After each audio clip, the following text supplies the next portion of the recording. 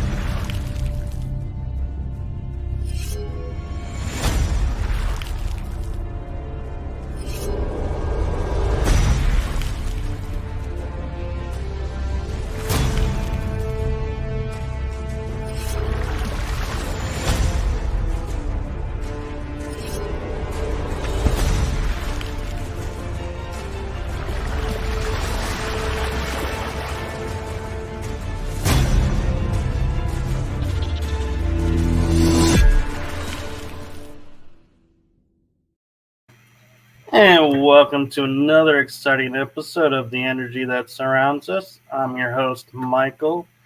And tonight's episode, due to the location of my guest, is being pre-recorded.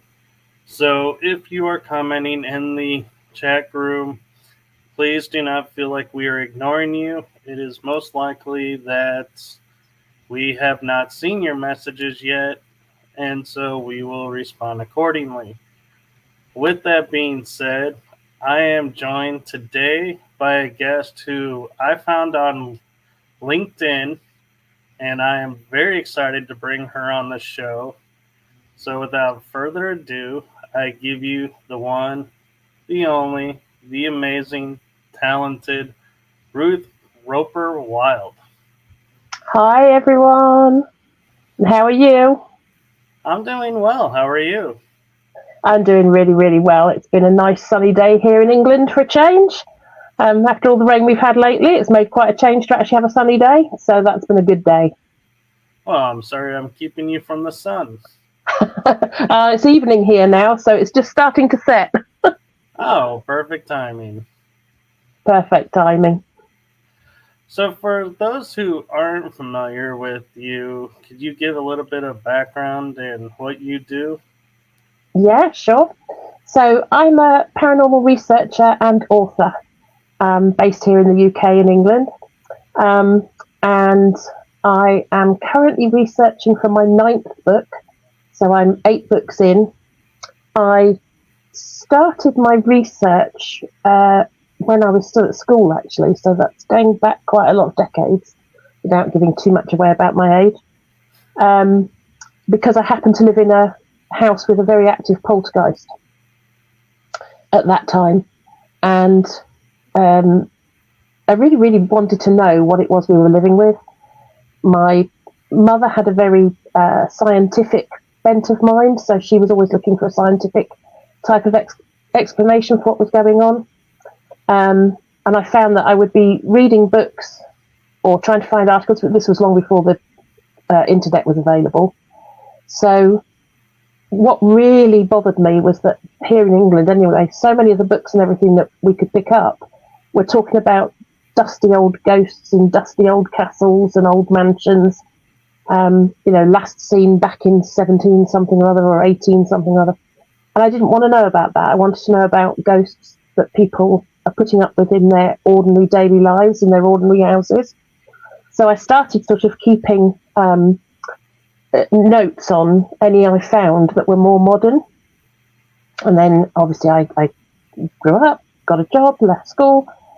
But I kept that interest in the paranormal as a hobby, and still kept up with my notes and my little database notes that I'd created.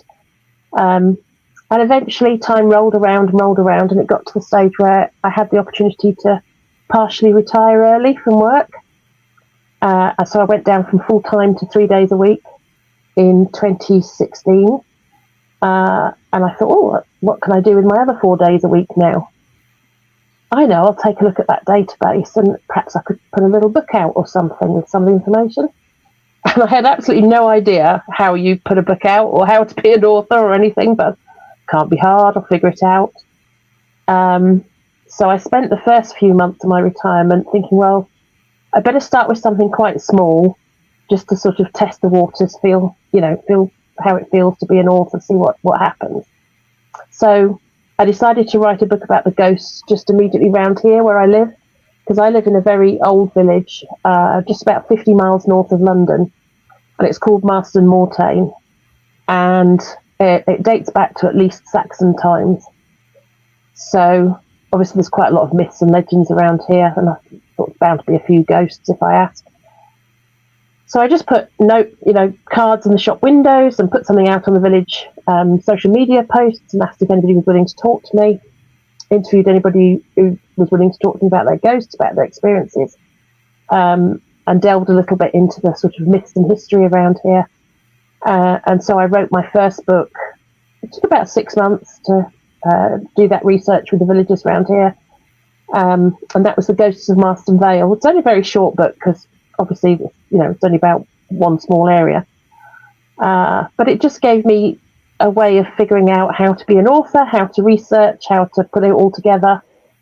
And I published that right at the beginning of 2017. So about January the 4th of 2017. And yeah, I enjoyed it so much. I thought, right, that's one out. Let's see what I can do with now the database of all this information I've gathered for all these years. I'd probably get 2 books out of that, and then that'll be me done, I thought. I'll have done what I wanted to do, and I'll be able to hang my hat up on that one, and it's a job well done, and leave it alone, sort of thing. So I took a look at the database of information I'd got and realised that it was too much for one book. So I decided to split it into 2 categories. One, all those ghosts that haunt supposedly on just one night of the year, anniversary ghosts or cyclical ghosts, they're sometimes referred to as. And one, all those ghosts that haunt roads, byways, streets, alleyways, anywhere that isn't a building, basically. So the Almanac of British Ghosts came out next. That came out at the end of 2017. And that's literally what it says on the tin. It's a calendar of all the ghosts that are supposed to haunt on one date a year in the UK. And it's just laid out sort of, exactly like a calendar, January, February, March, etc. And with each one, I look into the history of why it's supposed to haunt that night. Wherever possible, debunk the history of the haunting happening that night. And then I went out trying to see if I could find anybody who'd actually experienced the haunting, either on that night or in that location. And then the third book that came out was the Roadmap of British Ghosts. And I had immense fun with that one. That one was huge fun to write because I had loads and loads and loads and loads and loads of locations all around the UK of roads and byways and streets and alleys and what have you where there were supposed to be ghosts. And I went out on social media trying to see if anybody had actually seen these ghosts or actually experienced anything there. And having spent most of my career in investigative type work, I was very careful not to lead the witnesses and sort of say, have you seen the black monk that's supposed to haunt the A5 or the white lady who's supposed to haunt, such and such a street. I would just say, has anybody experienced anything they can't explain along such and such a road or such and such a street? And actually that turned out to be a really great way to do it because people immediately started responding and writing into me and saying, oh yeah, I've had this or that or the other happen there. Or people would say, well, I haven't there where you're actually asking about, but a mile down the road or 5 miles over or, when I was coming home from work one night on a different road entirely, I saw X, Y, and Z. So, of course, all of this went onto my database. And I got loads and loads and loads of personal accounts that never been published before. These people had never come forward before. So the book's chock-a-block full of personal accounts. And that meant that when I actually then published that book in 2018, I suddenly realised that my database had kind of filled back up again with all these other locations that people had given me. Plus people had written in and said, I haven't seen one out on the road, but I've got one in my house, or I've got one at my workplace, or I used to work in a pub and that was really haunted and things happened while I was there. So that made me realise that, now I kind of need another book that isn't about the roads. I need one for people's own experiences in buildings. So I started the These Haunted Times series because I realised quite quickly that it's almost like painting the Forth Bridge, as we say here in the UK, which is a really, really long bridge up in Scotland. And, the saying goes that you start painting one end and by the time you get all the way across it and finish painting the other end, it needs painting back at the beginning again because it takes so long to paint it. And so that's a saying, it takes as long as painting the Forth Bridge. And I realised it was kind of like that. That's just, as fast as I emptied the database because people were writing in with their stories, it was filling back up again. So I started These Haunted Times, which has now got volumes 1, 2, 3, and 4. Have all been published over sort of subsequent years. And whilst getting the stories for those, I got loads more road ghosts. So the Roadmap of British Ghosts, Volume 2, got published as well, which was quite funny because when I wrote the first roadmap, I honestly and really quite naively thought that would be the definitive work on the ghosts that haunt our roads. So I only called it the Roadmap of British Ghosts. I didn't give it a volume number. And now I wish I had, because now I've got the Roadmap of British Ghosts Volume 2. But there, you live and learn, don't you? So now whenever I write a book, it's going to get a volume number just in case. So that's what I've been doing. I do a lot of obviously going out to these locations myself to see if I can experience anything there. I absolutely love it when my readers go out to the locations. I've got a lot of paranormal groups follow my work and they'll go out to the locations that I've sort of highlighted and see if they can experience anything and will write to me if they have, which is absolutely brilliant. So my books make quite a good reference for paranormal investigators, particularly when I'm talking about a public location. I'm very careful with private locations not to reveal exactly what the location is, and I don't give the names of my witnesses unless they specifically ask me to. So I always say, in the foreword of every book, it says all the names in the book are pseudonyms unless the person has specifically asked me to use their name, which sometimes paranormal investigators do, and sometimes members of the public do, but mostly people prefer to have a pseudonym. And that's fine because I think it's really important to protect their privacy if they want to have it protected. So that's what I've been doing. So very busy few years. And obviously I love to come on to podcasts such as yours and talk about what I do. So that's another route that I'm now doing. So busy, very busy. I can imagine, and wow. I sit here and people say you should write a book, and I'm like, I can't even get past thinking of page 1 title. And here you are, like, working on, what was it, book 12? It's like, wow. Book 9, yeah. Book 9 at the moment. Mad. It wouldn't have been quite so many, but I did go slightly insane last year, I think, because I was writing These Haunted Times Volume 3, and I was merrily researching away and typing away and researching away and typing away, having an absolute whale of a time, and all of a sudden my computer went, "You have reached the Google word limit." And I kind of went, I've done what now? I didn't even know it had a word limit. Apparently it does. It's at 676 pages, A4 size pages. Wow. And I thought, I've got a bit mad there. That's way too big for a book. Because obviously if you published a book that size, well, A, people would need a cart to take it home in. And B, can you imagine what the cost would be? I'd hate to think what the cost would be. So I thought, it's okay. I'll just split it into 2 books and just do 2 books at once. It's fine. Biggest mistake. Trust me, all you budding authors out there, do not try to write 2 books at once. I've done it. I did it. It's not a good idea, because what I very quickly realised is you can't just split a book in half. You have to think about, well, each book has got to stand alone in its own merit.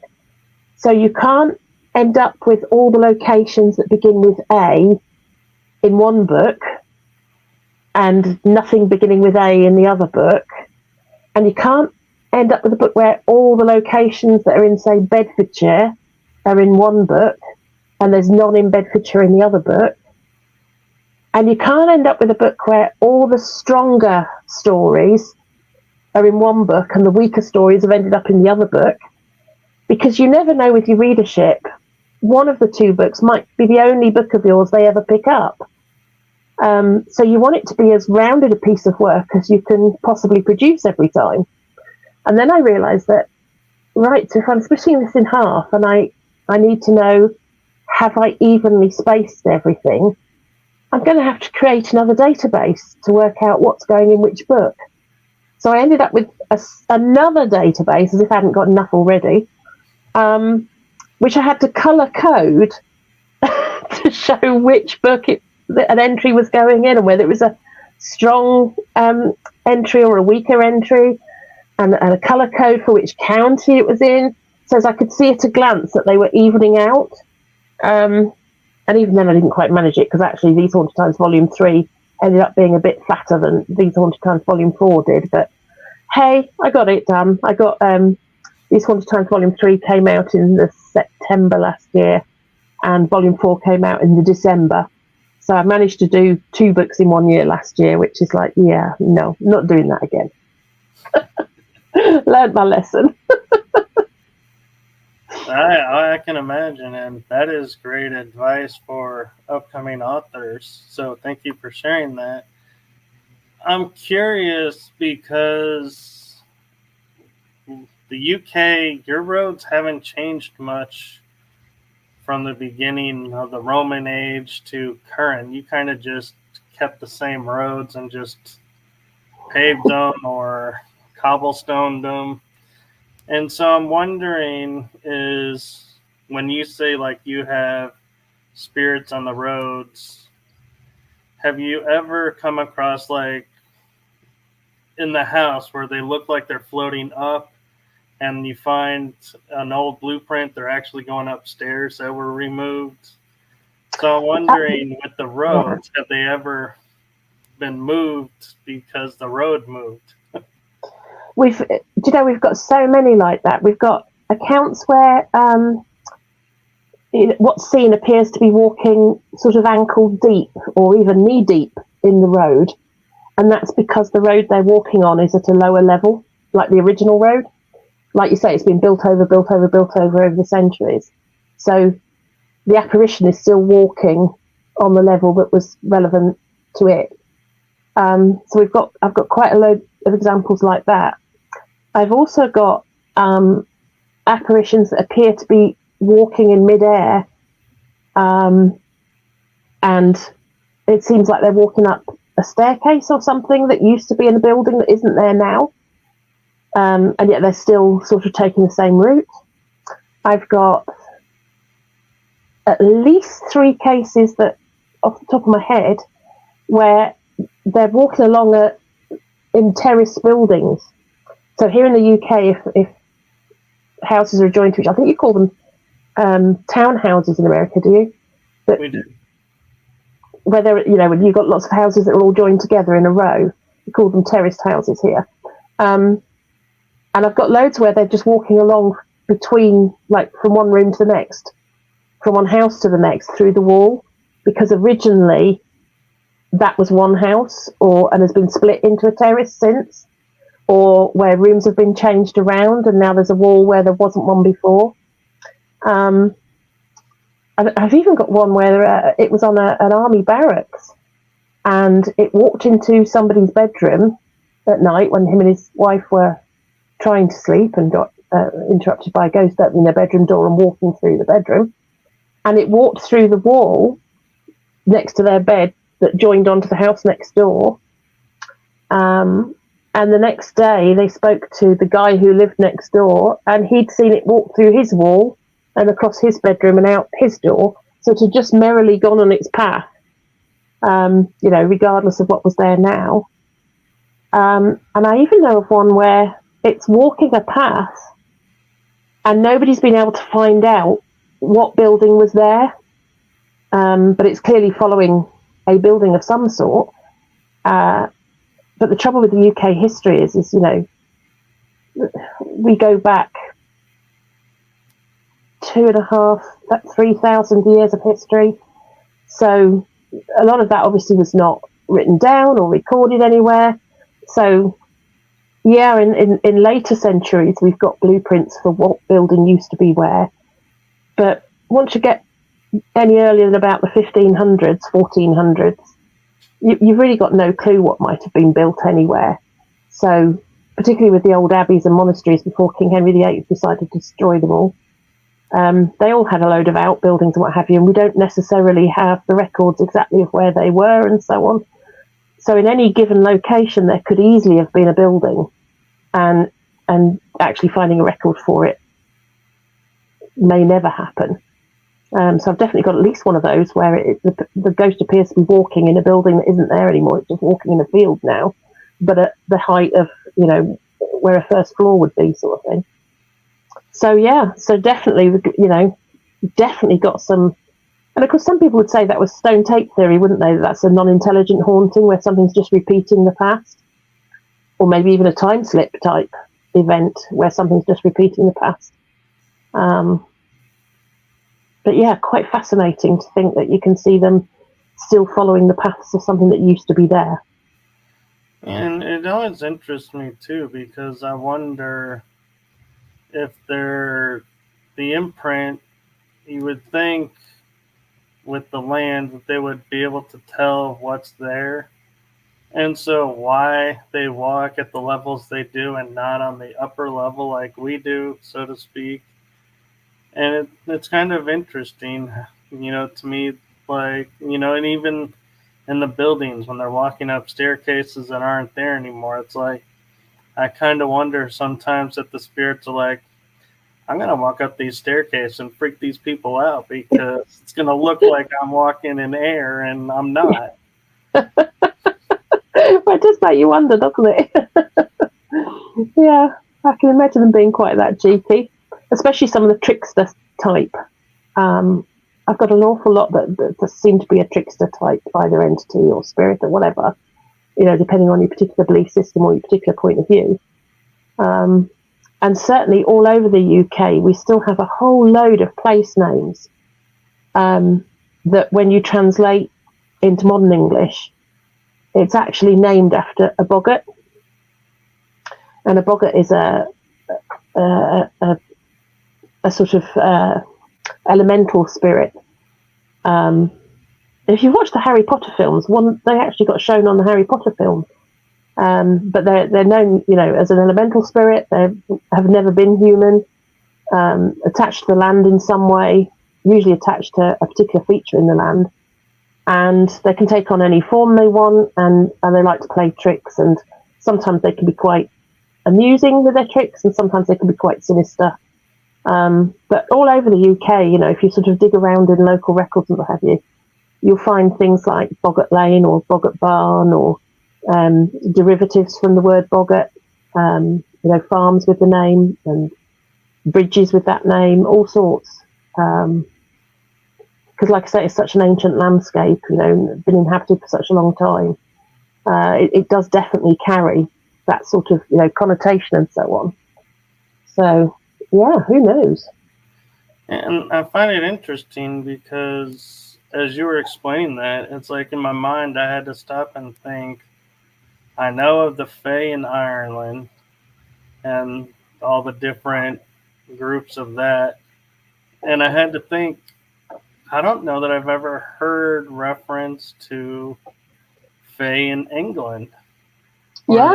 the UK. And it's interesting that I was like, I'm sure it's there, but it doesn't get talked about as much. Not as much, no. It's definitely, like you say, it tends to be more an Irish or Scottish thing, or Welsh even to a certain extent. But we do have reference to the Fae. I've got them in several of my books actually in the UK. There's a little tiny village in Oxfordshire called Kingston Lisle, and I've got quite an interesting story from round there where somebody was absolutely certain it was Fae. And very interestingly, when I was researching the history of that area, I found one of the buildings, and I haven't actually been able to get to the bottom of this fully. So I don't know if anybody's an expert in Fae who's listening to this. One of the very old manor houses in that village was restored back in the 1700s. So bear in mind it was being restored then. You can imagine how old it is now. And when they restored it, there's some very old records, which are a bit hard to follow because they're, in an older form of English. And they mentioned how there was, I can't remember now whether it was 6 or 8 fully grown oak trees that formed the walls of the Great Hall. And they were put in situ, still with their bark and branches all in place, and then incorporated into the walls. So when they came to restore it in the 1600s when I was reading about it, they had to take 7 of the, I think there were 8. They had to take 7 of the trees out because they started to rot finally. But one of them they left still in place. One was in good enough condition to leave still in place. And I thought, well, that's absolutely fascinating that they left full-grown oak trees with their bark on and everything to be the supports of the house. Because that's not normal in English architecture, to leave the tree, sort of finished, as it were, and put it in. And to have that in an area that I know I've got stories about the Fae from, I wondered whether there was something about, that being part of a sacred grove, or whether it was some sort of protection against the Fae, or, there was sort of some reason behind why that was done related to the Fae. Because it just seemed a bit strange to have that, the way that was done, sort of built into the building like that. Just very, very odd. Yeah, it might be that they were, because I know in Ireland, some buildings can't be built in certain spots because that's Fae territory. Mm-hmm. And so one thing that they'll do is they'll leave a natural corner there, and then the Fae allow it to be built there. So maybe those 8 columns or 8 trees were built as to say, hey, we know we're on your land, we respect you, we're giving you this gift, and maybe that's what it was, is to appease the Fae instead of warn them off. I genuinely think you might be right with that, because it's such an unusual architectural feature. I've never come across it before, in any other sort of UK building that I've researched. So there must have been a reason they did that. And then for me to tie that up with still active stories of the Fae in that area did make me think, I wonder if there's a correlation with, that particular building and the Fae and the way they've done those oak trees. I almost wonder too if, like, every room has its own purpose. Like, I know that's from olden times to current. Like, you had the study, you had the library, you had where guests met, where you ate, where you danced. Maybe this was a family or a owner who felt deep ties to the Fae and was like, this is a room just for the Fae. Maybe. Yeah, maybe. And like you say, it might have been, it might even have been that was a sacred grove. So, although they were going to build there, they sort of, like you say, kept it sort of incorporated into the building. I don't know. I do know of a case. I had quite a long correspondence with this chap over a period of about, I want to say 7 or 8 months. And he was living at the time, I don't know if he still is, but because it was a couple of years back that I was talking to him, but he was living in a fairly modern built bungalow, that was only sort of 40 or 50 years old at most, this bungalow. And not long after they moved in, they started having all sorts of weird happenings in the house. Bangs on the walls, shadow figures. They'd hear voices over the little baby alarm intercom into their child's room. All sorts of things going on. And he'd had various people in at various times to try and sort this out. So he'd had a priest in, he'd had medium in, he'd had the place blessed, he'd had the place cleansed. And each time it seemed to work for a little while, but then it would just come back again and seem to not really make any long-term difference. And he struggled and struggled with it. He himself wasn't too bothered by it, but his family really didn't like it. So, and he'd given me the story, and I'd written the account of everything that he was experiencing, but hadn't yet published the book. It was early on in the year. And then he contacted me about 6 months later, and he said, "We've solved it." Because prior to then, he'd researched the house, and he'd discovered that the previous owner of the bungalow had in fact died in the house. So he was working on the assumption that the spirit must be the previous owner.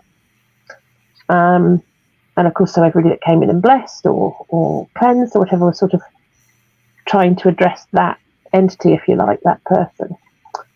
And about 6 months later, when he spoke to me, he said, it was still, it kept reoccurring, and out of desperation, he kept contacting different people, trying to find some level of help. And eventually, a chap who, got in touch with a chap who deals much more with elemental spirits, fae spirit, that sort of thing. And this chap had sort of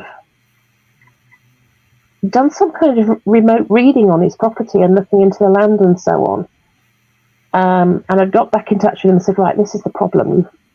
That at the end of your garden, where it overlooks the fields beyond, they're building some new houses, yeah? And the guy said, well, yeah.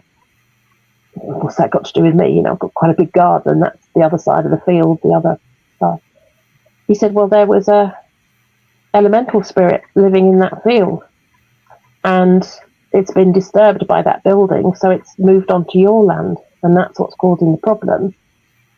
If you plant a row of trees at the bottom of your garden, sort of on the boundary of where this other building was taking place, and he specified the specific types of trees that were needed, you'll find it settles it down, because it'll recognise that you're giving it a home. So he did that. He'd gone out to a garden centre, and he'd got the specific trees he'd been told to get, just young ones, saplings. But he'd planted them in a row along the hedgerow, as instructed. And within a week, the activity started to die down. By the time he contacted me again, it had been about a month or so, and they hadn't had a thing happen. And he said, I really think we've cracked it. And I've not heard from him since, so I think they have cracked it. But simply by giving back what that elemental needed, and giving it a piece of land to move onto, away from the bit that's been developed, it seems to have appeased the whole situation. So isn't that fascinating? That's still, possible to do. You'd think in this modern day and age it was kind of not the thing, but apparently so. You can still have this kind of problem. True, and what's really interesting is, I believe it was Hallmark, either this year or one of the previous years, when they were filming in Ireland, or supposedly filming in Ireland, but the movie was based in Ireland, they had one where these people wanted to build a home and they couldn't build it because one of the corners kept having issues. And the lady said, because it's on Fae land, you have to do this to appease the Fae. And when they did it, they're like, yeah, they lived happily ever after since. And it was like, it amazed me. And it's interesting that that's kind of similar to your story. So it's like, wow, Hallmark actually got something right. Amazing. That's almost as amazing as the story. Yeah, and it just goes to show, you know, we don't know what's really going on within this world in many ways, do we? You know, that's why research like mine, I never see it as my role to give the answer, you know. I see it as my role just to collect the data, if you like. So people often ask me, well, how do you know if people are telling you the truth? You know, they could just be making it up. And I would say, well, yeah, they could do. Because I've got no practical way of determining whether the story somebody gives me is the truth or not.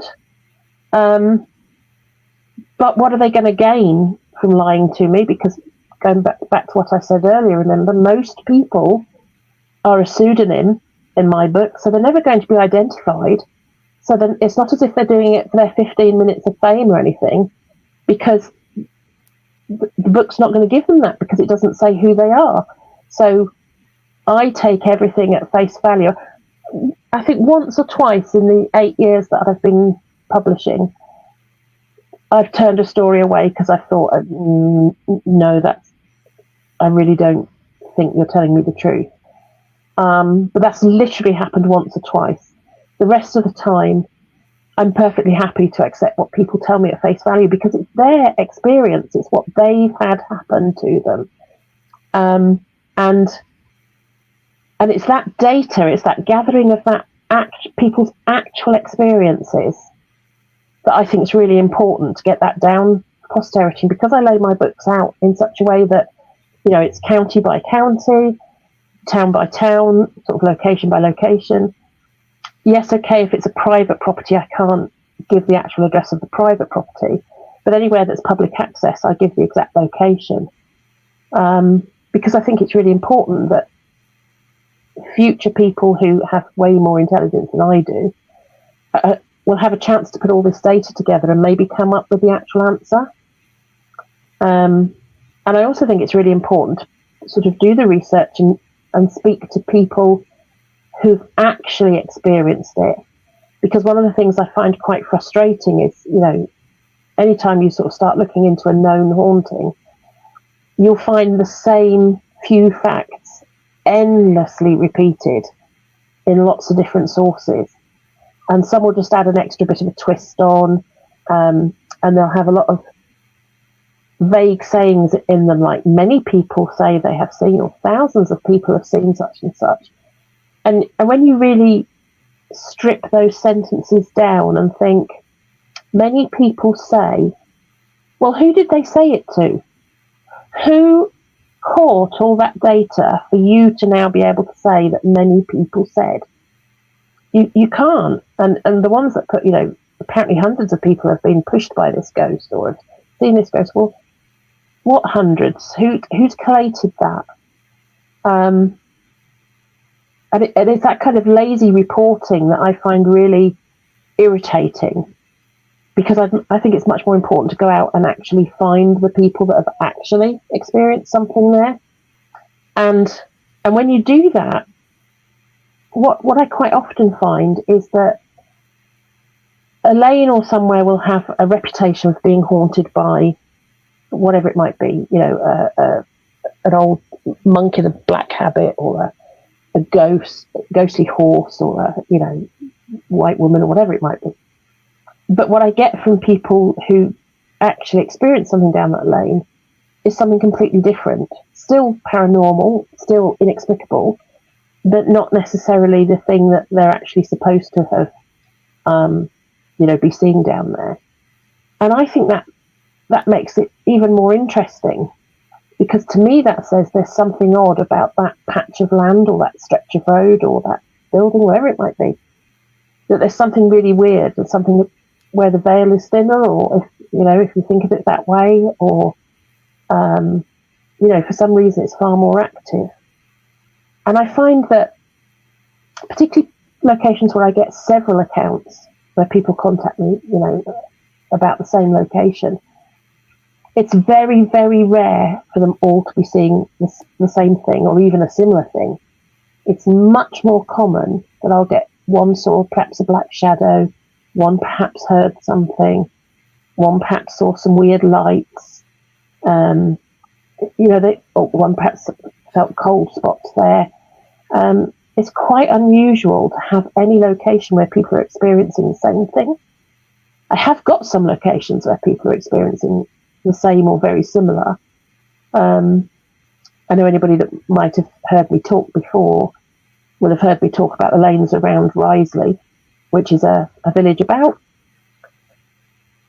10, 15 miles north of where I live. It's a small village in the sort of top end of Bedfordshire. It might even just be into Northamptonshire, but I think it's in Bedfordshire. It has a story associated to it that goes back about 3 decades, which you'll find in a lot of ghost books or articles about the area. It says there was a farmer who was working on the land, on a particular lane on the outskirts of the village, and he was doing some work to one of the ditches that goes around the field by the hedge, when he heard the sound of a horse galloping towards him. So he sort of straightened up from the ditch he was working on, just in time to have the sound of this galloping horse crash through the hedge right next to him and gallop on down the lane, but nothing to be seen, just the sound. And it was in daylight hours. Obviously, he was working in daylight hours.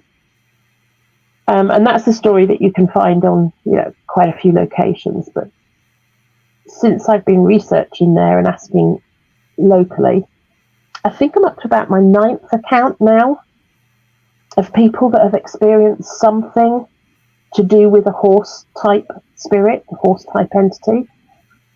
So I've got a couple who were out for a Sunday stroll, lovely sunny Sunday afternoon, and they decided to do a sort of circular route out from the village, across some of the fields, down a couple of the lanes, back across some fields and back round into the other end of the village, sort of a nice circular route with their dog. And they were walking down one of the lanes, and their intention was to get to the end of this particular hedgerow, where there was a stile that they could walk across a field and a footpath. So they were going to turn right, off the lane into the field, walk across the field.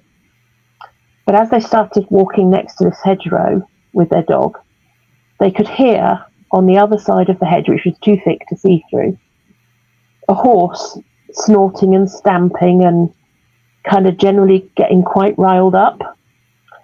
And they sort of started to chat to each other, and it seems to be upset about the presence of our dog. Not sure it's going to be a good idea to cross the field here where we were planning to. And the husband had sort of said, well, we'll get to the end and have a look, because it might be that there's a fence runs across the field that will separate where we're going to walk from where the horse is, in which case it'll be safe for us to walk along there with the dog. But if we've got to go through the same field as the horse is in, then yeah, we'd better not.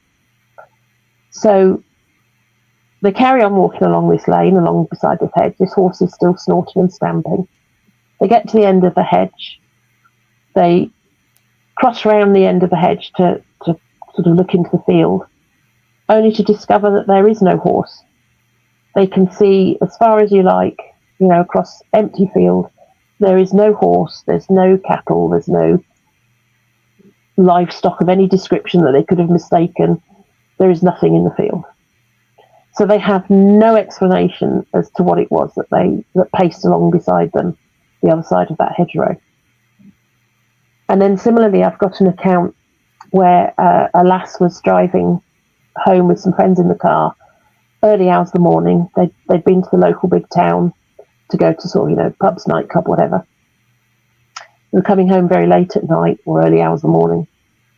And as they came down one of the lanes approaching the village, they'd got the main beam of the car on, so you can picture the scene. It's a very old, twisty country lane, not much more than one vehicle wide, a little bit wider than one vehicle.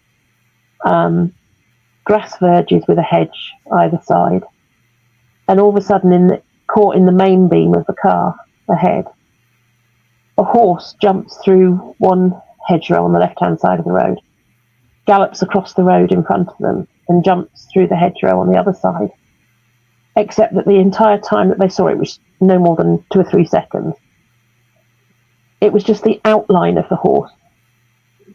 There was no solid infill to the figure. So what they actually saw was the outline of a horse jump through the hedge, picked up by the headlights of the car, run across the road and jump through the opposite hedge. So how do you explain that? And like I said, there's about another 6, and all of them, they're all different, like that. Those 2 stories indicate, and yet they all involve a horse spirit of some sort. And I've even had somebody who, about 4 or 5 miles as the crow flies from that village, was out lamping one night, which is shooting rabbits using a high-powered red lamp to pick them up in the dark. They don't react to the infrared, so you can see them. So he was out lamping with his red light, and he had a horse gallop past him in the dark, and he'd got his lamp shining, and there was nothing there. But that was about 5 miles away from that village. So whatever's gone on around there, it makes you wonder, is it one particular spirit? Is this somebody riding a horse that's left an imprint? Is it a horse-type spirit itself that's left an imprint? Or if we looked back over history, and this is one of the problems we have with British history, that could easily have been one of the sites during the English Civil War, or even one of the other, battles even earlier than that, with the Romans or with the Saxons or with the Norse coming across, or anybody, because we have so many sort of invasions and battles and what have you over thousands of years. Is it actually a remnant from one of those battles, horses galloping about in this area? Is that what this is picking up? And no real way to know without gathering the data. So I just keep gathering the data and hope that one day somebody will be able to piece it all together and sort of figure out what's going on. But isn't that interesting? It is, and there's one aspect I think you've kind of skipped over that could be one of the possibilities is highwaymen. Yes. Yeah, definitely. They would have been horseback, and they would have been living a dangerous life. So something could have happened to the horse with the highwaymen on it, and so the horse is just going through its daily routine of trying to stop someone or get away. Yeah, we've got a huge... highwaymen were a huge problem in the UK for centuries. For a large part of our history, the rural roads in between habitation, inhabited areas, were very dangerous places to be. Highwaymen were a real issue across the whole country. So yeah, it could easily have been highwaymen. Yeah.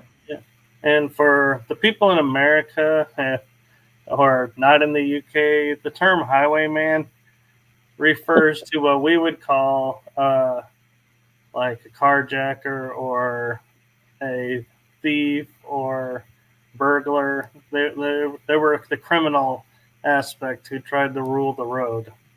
Yeah, but they were always on horseback. The term is always applied to somebody who's a thief on horseback. And what they would traditionally do was they kind of wait on a particularly dark or treacherous bit of road, hidden in the shadows to the side of the road on their horse, and they favoured dark-coloured horses for exactly this reason. And then they would stop lonely travellers or coaches, because a lot of the travel was done by coach and horse around the UK, which is why we have so many coaching inns still, even now. And they would stop them and hold them up. That's either sword point earlier on or pistol point later on, and rob everybody who was on board. And obviously some of them were more volatile than others. So we've got some very famous highwaymen, but we've also got, there were plenty of them that were just rogues. They were quite a scourge of the problem in between towns. So yeah, I know of one that his ghost is said to, and he's a highwayman ghost, and he's said to appear almost not exactly on command, but in response to a certain type of vehicle.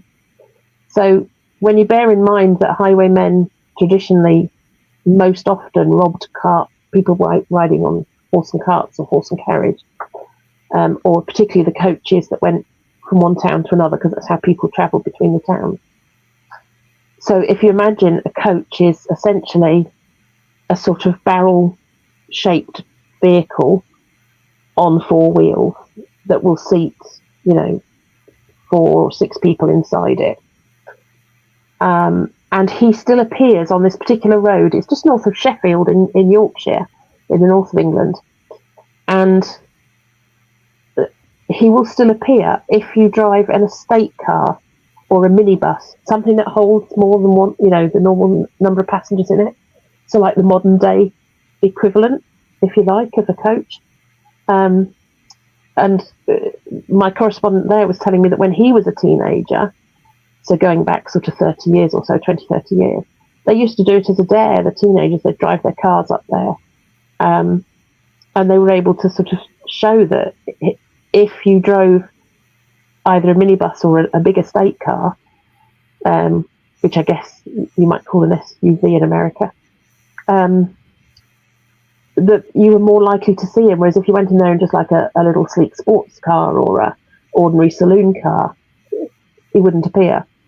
So he's obviously still triggered by something that looks like something he can rob, which is interesting, isn't it? It is. And two of the things that I find interesting is when we think today of the term highwaymen, we're picturing 2, 3, 4, 5 maybe people, but that term also refers to one. And why they don't call him a highwayman, it's like, I don't know, but I guess highwaymen became more of a title than a description. And the other thing I was curious about is I've read, but I've never been able to confirm, the highwaymen would rob everybody, or would they rob only specific coaches? Like if you were a poor farming family driving your cart through, would they let you pass, or would they still rob you? Because I've gotten mixed stories about that. It depends entirely on the highwayman, to be honest. So there were plenty of areas where, anybody that went through was going to get robbed. But we had main coaching routes here in the UK. So if you wanted to get from one town to another, all those coaches went along the same route. And there was overnight stops, at periodic intervals where they would change horses, and that, so horses were stabled at the coaching inns. And this is why you have all these inns all over the UK with the big archway at the side of them, because there used to be a coaching inn, and they would keep fresh horses there, and the coach would just swap horses, rest the horses overnight, and then set off again the next morning, whatever. And so the highwaymen would know which route these rich travellers were going to be taking. So that's where they would be waiting. So that's why quite often it was those travellers that got caught. But yeah, in other areas, I mean, there's somewhere, I can't remember where in the UK it was, but there's somewhere where when they caught the gang of robbers, it turned out to be the monks from the nearby monastery that were doing it. Really? Yeah, and they were dressing up as highwaymen, and going out and robbing, and they were literally robbing anybody that passed down the lane that went across it. It was across a moor somewhere. And then, taking the riches back to their monastery. And it was particularly shocking at the time because several people had been caught and tried for the offence and hanged. Then it later transpired that it probably wasn't them at all. It was probably these monks doing it. So, and I'm fairly sure that the sort of ringleader behind it was actually the abbess, was actually a woman. So yeah, British roads over the centuries were very, very dangerous places to be. And I think on the whole, you were in more danger if you were richer, but that wasn't to say you were safe. No. Whatever your sort of financial status was. And that raises an interesting question too, because in those days, people of the church were deemed untouchable because they were of God. So if you had these monks, robbing people, how do you try them? How do you convict them and punish them because they're of the cloth? And it's like, wait a minute. So did that actually create the perfect criminal, so to speak? It probably did, because when you really look into the history of some of the monasteries and what have you, there were some atrocious things went on at them. Because they were above the law for quite a lot of their existence. And then, of course, the English religious landscape changed so dramatically when Henry VIII was in power, because he wanted to have all these blooming wives, and he's the 6 wives of Henry VIII, and beheading the ones that got on his nerves, and was generally not a nice guy. And when the Catholic Church wouldn't let him get rid of his wife in order to marry Anne Boleyn, because he had his first wife, lasted quite some years. Catherine, wasn't it? Yeah, it was one of the Catherines, but she didn't bear him a son, and he desperately wanted a son. And his courtiers sort of waved this very pretty young girl under his nose, Anne Boleyn, and he wanted her. And the church said, well, no, you're married. You absolutely not, naughty boy. So he changed the religion of the UK and left the Catholic Church and introduced his own religion and tore down all the monasteries. It's called the dissolution of the monasteries. And the majority of them got torn down in the space of just a sort of 5-year period. And their lands were given out to, friends of his at court. And the monks and nuns were turfed out on the street. And it was a shocking time in English history, because, it was people's religious faith being attacked. And in order to justify what they were doing, in a lot of cases, they made up completely spurious false allegations against the nuns or the monks, whichever building they were wanting to give away to one of his friends at court. So it's very hard now with British history to try and pick apart, because of course these all became official court documents or whatever, but to try and pick apart now whether it was true what they were being accused of or not is nigh on impossible in most cases. And all these big, centuries old, very rich establishments were just literally ripped apart and given out to nobles who started using them to, have as big estates to party in and have their hunting parties in and so on. So it was quite a shocking time in British history. And yeah, from that point onwards, very difficult to know whether some of the charges being levied against religious people then, who had been, like you say, so untouchable up to then, and now all of a sudden were being accused of all sorts of horrible things, how much of that was true and how much of it was just propaganda by the king and his court, So, yeah, very, very twisted, dark history behind all of that. There is, and one of the other things that I'm kind of curious your opinion of, and I know it's potentially not a factual basis, but since we're talking about highwaymen, Robin Hood, would you classify him as highwayman or outlaw, and what's the distinction? Robin Hood was an outlaw, and the main distinction there is because if true, if the stories of him are true, and there's a lot of debate about that, he was a nobleman who lost his lands and therefore became an outlaw, came outside the law. Whereas a highwayman is almost always, not entirely always, because I know of a couple that were noblemen, but it was almost always just a commoner who turned thief. So that's the difference, is that you're an outlaw. It usually meant that you had started in law, if you know what I mean. And yeah, so Robin Hood was a nobleman who lost his lands, lost his title, and went out into the woods and became an outlaw and started his band of merry men, and so we have the history.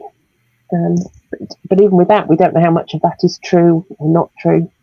There's all sorts of theories about it. I'm not by any means an expert on Robin Hood, but yeah, there are all sorts of theories. Some people have certainly discovered who he was in reality. Other historians argue that, and I haven't read widely enough on the subject to know quite what the various arguments are. But it still rages as an argument as to whether he was a real person or not. Right, and the reason I asked is because Nottingham exists. There's Locksley exists, so it's like all the names that are attached to the story exist.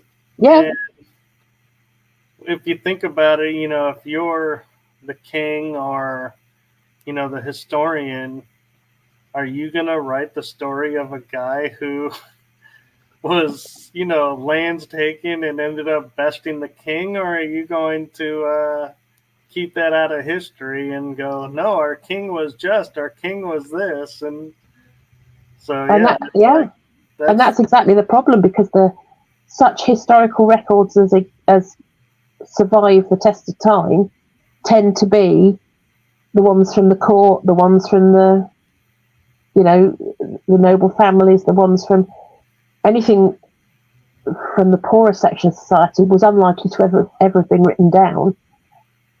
And any oral tradition sort of will stay alive to a certain amount of time. But the actual records, like you say, they're going to reflect the story of whoever's writing them, aren't they? And whether that's the truth or not is an entirely different question. But there was nobody to write, back then, there was nobody to write the other side of the story and get it put into the history books, was there? So, yeah, you've only got the one set of information. And,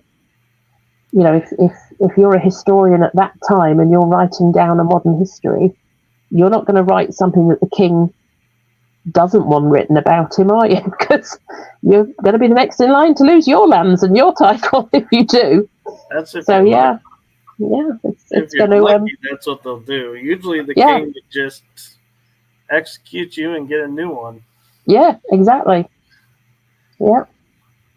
Which is sad, because that now calls into question every historical document in existence, because it's like, under what circumstances were these written? Why were, who wrote them? What was their purpose? Yeah. So it's like... And what was the political landscape at that moment? Yeah. So it makes us wonder, will we ever really know the true history? Probably not. Unless sometimes we find out, or we get a better picture of history when a hidden trove of documents comes to light or something like that, don't we? or like when they found Richard III under a car park in Leicester, and finally found his body in the UK. And then you get a bit more to add to the puzzle, don't you? And add to the sort of history and so on, and a bit more to add to the ghost stories, of course. So, and when he got dug up, he was sitting there saying, "Thank you for finally finding me and freeing me." Yeah, for finally getting me out from under this goddamn car park. Yeah. Like enough of driving over me. I had enough people trying to, ride over me, so to speak, in my day. I don't need more cars doing it. Yeah, I mean, it's an amazing thing, isn't it? But we're a very, very, very small island in geographical terms. When you compare the size of the UK to, like the size of America or something, we're just tiny. We'd fit inside some of your states, I think. Actually, truth be told, I live in the state of Texas, and I think the record is 4.5 of the UK will fit in Texas. That's how big our state is. Yeah, that wouldn't surprise me at all. So when you think of that, if you think of a quarter of Texas with as many people as we've got in the UK, and I don't know what our current number is, and going back over as many centuries as we do, or thousands of years as we do, their history does, almost every inch of that land has been lived on, tramped on, walked on at some point in history. The only bits that won't have been is the very tops of mountains and the very bottoms of some of the lakes and what have you. All the rest of it will have been built on, walked on, tramped on, had roads on, had battles over it, had love affairs over it, had kings come and go over it, tribal chieftains before we had a king, Roman soldiers marching up and down it. Just every bit of land has got layer upon layer upon layer upon layer of history on it. And untangling that and then finding where a paranormal occurrence might fit into that is an endlessly fascinating topic. Mm-hmm. Just this field that's behind my house here, I live about half a mile out of our village in just a little isolated row of houses. So there's fields front and back out of my house. And the field behind me is called Redlands. That's the old field name. And nobody knows why it's called Redlands. There was no Redlands Manor or Redlands family or anything like that. And the most likely explanation is that at some point there was probably a skirmish or small battle here. And the Redlands comes from, it would have been called Bloodfield or Blood Grounds or something at one point. That could be, or it could be a tribe was riding through going to raid somewhere else, and might have been a bunch of red trees, and so they go, "Hey, look, there's the Redlands." Yeah, it could be as simple as that. Yeah, absolutely. But an interesting thing that I've discovered recently is I used to tell everyone, being a historian, through degree, England is a older history than America. And I've recently found out that's not true anymore. That we have... you just having a scrap? Something. But we have found, like our Mississippi River, that there are places in Illinois where they found these tools that were thousands or tens of thousands years old. And they thought, that was just this. And then they mapped it to the Phoenician coins and found out America was being mined for copper in the Bronze Age, or for the bronze. And so we were active just as the amount of the same time you were active. So our history is actually the same. It's just we don't document and we don't acknowledge that history here for some reason. We like to say, "Oh no, we're only 200-300 years old," not counting the native lands. And it's like, No, we're tens of thousands of years old. We got a lot more history here than what's being shared. Yeah, that's really interesting. I mean, I guess there's a difference in degree of civilization in terms of actual building on the land, that aspect of civilization. But I think you're right. I mean, just in your indigenous peoples, their civilization, which was a more nomadic lifestyle, but was nevertheless still a civilization, Yeah, still goes back thousands of years, doesn't it? it does, and but doesn't necessarily leave such an imprint on the land itself because of the nomadic style, you know. That's true, and yet there are like, so for those who aren't familiar with American geography, like Oklahoma is a state that's landlocked. There's no water access, but yet there are Norse symbols carved into rocks there. Egyptian hieroglyphs, I believe, found there too. And all these different like tribes that we were told never stepped foot at this far into America, or was never in America to begin with. And we're like, wait a minute. Now we're finding these symbols and we're understanding what these petroglyphs are. It's like, wait a minute. Wait a minute, just what is the history? And I did read a fascinating book. I can't remember for the life of me what it was called. And it's easily over a decade, if not even 2 decades since I read it.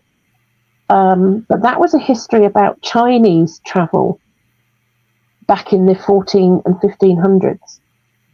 And the author for that had pieced together some very convincing historical snippets and bits of record on that strongly suggested that the Chinese emperors were regularly sending people out to America to mine for, like you say, for treasures and gemstones and gold and whatever, whatever interests them. But there seems to be record of traveling across the seas to America from China.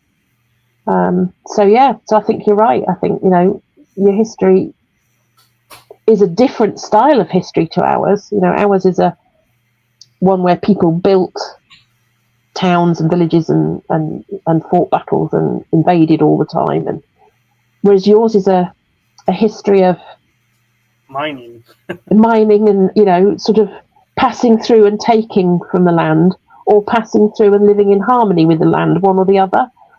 But either way, it all leaves an imprint, doesn't it? It does. And I think in a way too, it kind of, in a strange way, to me explains why. And this is my personal opinion in this moment. When America severed ties from Britain and became America as we know it, how the small area of land could overtake the empire. And it's like, well, if we think about, there were more people there than we realized. So maybe, some of the battles, the armies may have been smaller than anticipated because maybe they got picked off by people living in the woods that history never accounted for. Like, we even have a movie, The Last of the Dogmen, and it was a tribe of natives that were living in a forest that time had forgotten. And so it makes you think, because a lot of the battles were, in the wilderness, were never accounted for. No. They always tell you everything happened in the main cities and the main colonies. And it makes me wonder now if that's because there were people coming out of nowhere they couldn't explain. And they're like, how do you tell the king an army of men wearing strange clothing, using weapons we've never come across, or ancient weapons, bested us? You would never tell them that You would No. just say, "Oh well, they got caught up over here because they're already in trouble over there." So it was a quick skate, Yeah. and And so yeah, there's the added thing that you still get the whole problem of documentation, don't you? Because, you know, if you're a cohort or a troop of, say, English armed men, and you're moving from one fort to another, you know, to defend the sort of territories or what have you, and you're picked off and you're all but destroyed, there's nobody there to document that, is there? no, You know, somebody might come across their bodies and think, oh, you know, either the Americans have destroyed them, or, you know, when it was English, French fighting over territory there, or it must have been a troop of French that come through and killed them. Because nobody stayed alive to write it down and make, like you say, the one or two that perhaps escaped, they're not going to be believed if they say something different to, oh, it was the Americans, or oh, it was the French, or, you know, whoever they were currently battling at that moment in time. Yeah, it's all about the survivors get to tell the story, don't they? they do. And again, it's the case of, like you were saying, you know, if you're, say, a corporal and you're reporting to the captain, where are, you know, the 500 men that came with you? And you say, I'm the only survivor because these guys with stone axes just kicked our butts coming out of nowhere. The captain's going to be like, you were nipping into something. You guys did something. Where are they? Since you're not telling me the truth, we're going to flog you and you're going to spend some time in the stockade. So Yeah. there was there's no way to know what really happened. And we have to also look at, in these times that we're talking about this, to go from, like we're saying, one fort to another, you know, could be, say, 100 miles, in which we look at today and we're like, well, that's a couple hours by car. No big deal. These people moved by horse, and even the horse moved as fast as the man on foot. So that could be a 3-week trip. Yeah. And there were no roads anyway, were there? No. And so it's travelling across, you know, unfootpath territory, isn't it? So you've got to fight your way through bushes and across rivers, and, you know, there's no path through it, so that slows it down even further. Yeah, and I mean, to be honest, we had to be naive to think, oh, the troops can move 3 weeks untouched between forts, you know, because everybody respects the rules of combat. And it's like, there are so many skirmishes going to be happening along that road, and there could have been an American version of Highwaymen even that might engage them. Easily, so, yeah. It's like, it's funny how we sit there and we accept these accounts as, okay, this is what happened, and nobody questions, well, what happened in between?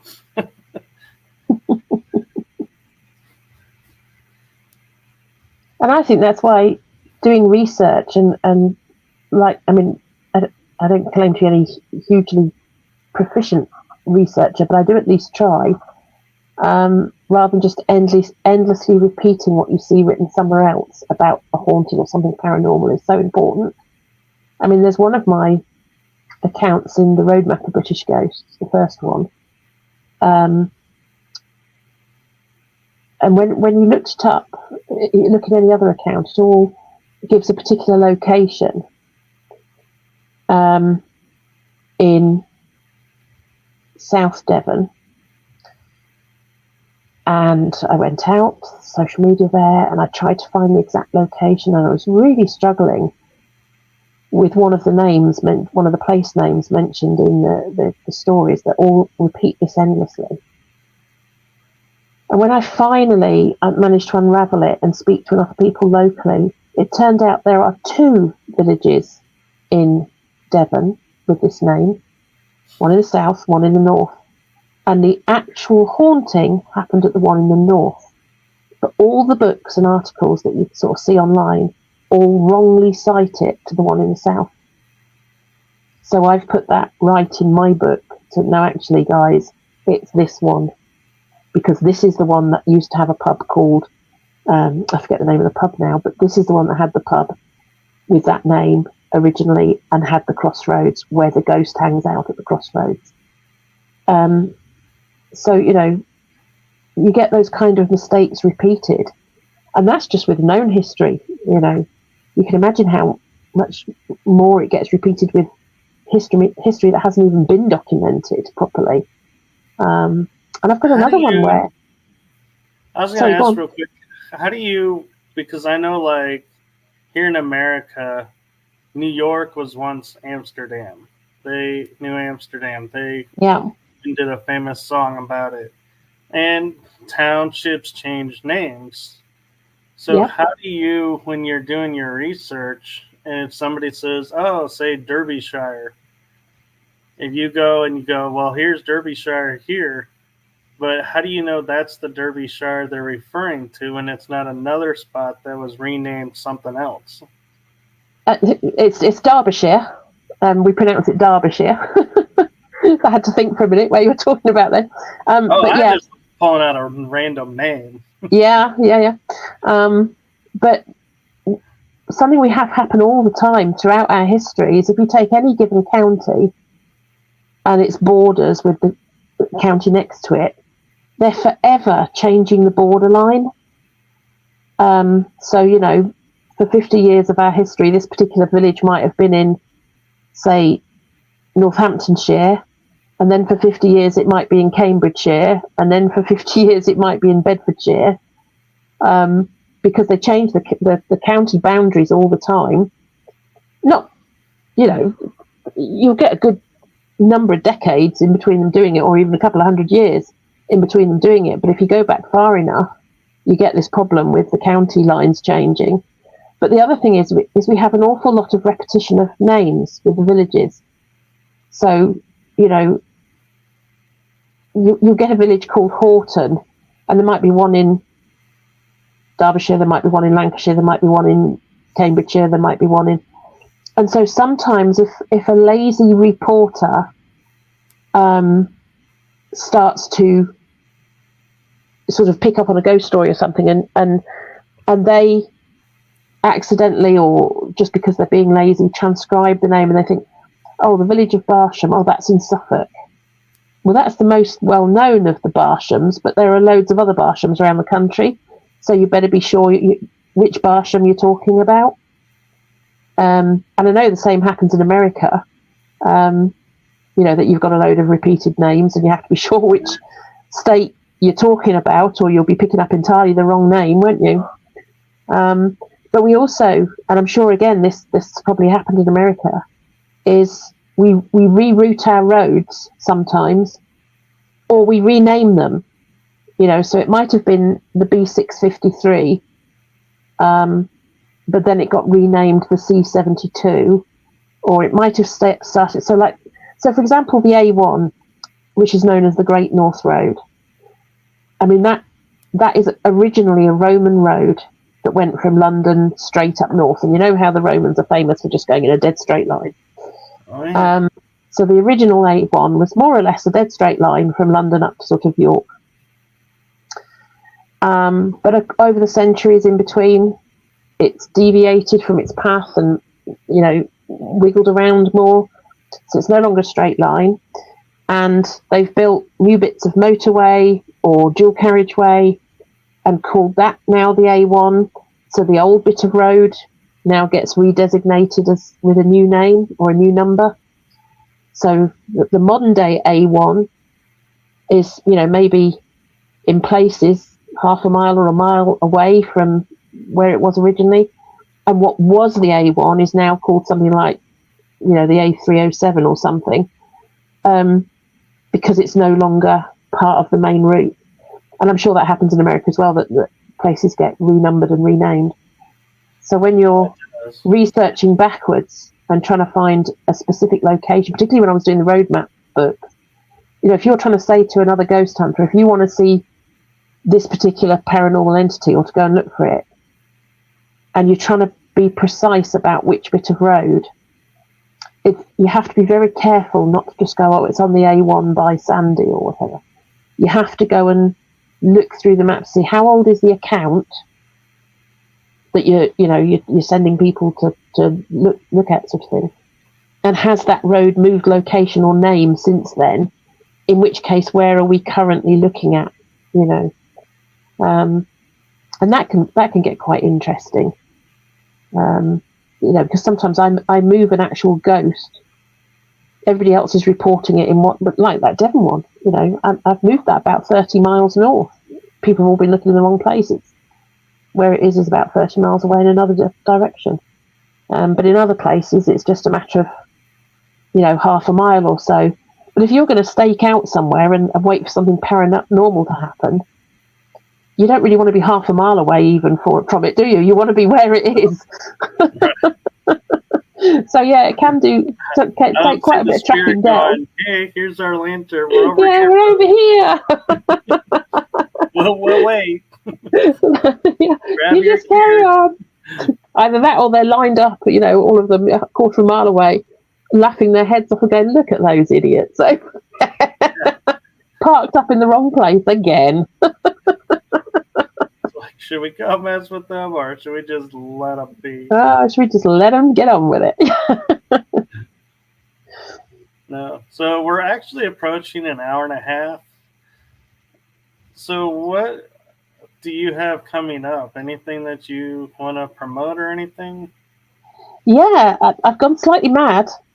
Because like I said, I went a bit mad last year. I wrote 2 books. I thought, what can I do this year? What should I do this? And I thought, I really fancy looking at American ghosts. I've done 8 books on UK ghosts. So I'm currently researching and writing book number 9 is about American ghosts. So all you guys listening out there in America, if you see one of my posts on your local social media, Ruth Roper Wylde, asking about ghosts, please do get in touch and talk to me. I mean, so far, where are we? We're in July. I've been doing this since the beginning of February. And I'm getting some absolutely brilliant responses from American people willing to talk to me, willing to tell me about their ghosts. One wonderful, wonderful lady, actually, I had a video chat with her like you and I are doing now, and she walked me around her haunted house with the video going so as I could see what she was talking about. So, the next book will be These Haunted Times, Volume 5, but America. So that's the current one. Is I'm venturing across the pond in virtual terms and seeing about your ghosts. Yeah, I'm curious. Are you going to use the correct locations, or are you going to call them all American? Because if the spirit is like, say, 1600s, America didn't exist yet. Well, yeah, that could get a bit complicated for a book title, though. Oh, I meant in your research. When you call up the location, are you going? Yeah, I guess it all depends how old the ghost itself is meant to be, doesn't it? If people kind of know what's haunting. Doing genealogy, it always would crack me up because my sister did it, and other people are like, yeah, we have family that moved to Virginia in 1720, and they go and they died in Virginia, United States of America, 1730, and I'm like, newsflash, there is no United States of America in 1730, so I had to go in and erase that. I had a very similar but different problem when I was writing the Almanac, which is the calendar one, because I think it was 1732, but I'm sure somebody will jump up and remind me the date. It was sometime in 1700 anyway, 1700s. The UK changed its calendar, and we went from the Caesarean calendar to the Gregorian calendar. So did we. And it was 11 days difference here. So on that October, they did it in the October, people went to bed on the night of October the 3rd, I think it was. And the next morning they woke up on the morning of October the 14th, I think it was. I'd have to check my records to be certain, but we lost 11 days overnight anyway. And a month. We also lost a month. Oh, we didn't. There was 13 months in the original calendar, and then when they changed it to the Gregorian, it went to 12 months. That's why we have a leap year. Every 4 years is to account for that one day to try and balance out the missing month. Oh, that's interesting. I've never read about a 13-month one. We've always listed 12 months here in ours, but that's why August appears before October, because August was supposed to be the first month. They were in alphabetical, and then they moved it. That's why the Latin names don't match up. Yeah. Anymore. They're like, August is September. What? And they're like, yeah. But it means a lot of our anniversary ghosts don't match up because the battles were prior to 1730, whatever it was. So if you're saying that, like, for example, the Battle of Edge Hill, if you're saying you're going to go and see, because that's supposed to be able to still hear the sounds of that, well, if it's prior to 17, whatever it was, you're looking on the wrong date if you go the date of the battle. You have to account for the calendar change. Or you have to assume that paranormally they would still honour the same calendar date, which is always possible, I suppose. But I don't think the spirits are going, well, what date is it? Today, so our haunt's been pushed back because they changed the calendar. When do we clock in for our overtime this night? Yeah, you can tie yourself in a lot of knots with this. Oh, I know. Time is one thing that is not in our favor. And it's so confusing. And everyone thinks it's natural and it's not. But so thank you for coming on and sharing with us everything. And hopefully we'll have to get you back on to share some more and let us know what you find in your American research. It would be my absolute pleasure. It's been so much fun talking to you. It's been a really good evening. So thank you very, very much for having me on. I really appreciate it. Thank you. And if any of you want to reach her, all of her links will be in the description. So thank you for watching. Thank you again, Ruth, for coming on. And hope everyone makes it a blessed day, blessed evening, wherever you are in the world. Fill it with love and joy. Have a great one, everyone. Bye. Bye-bye.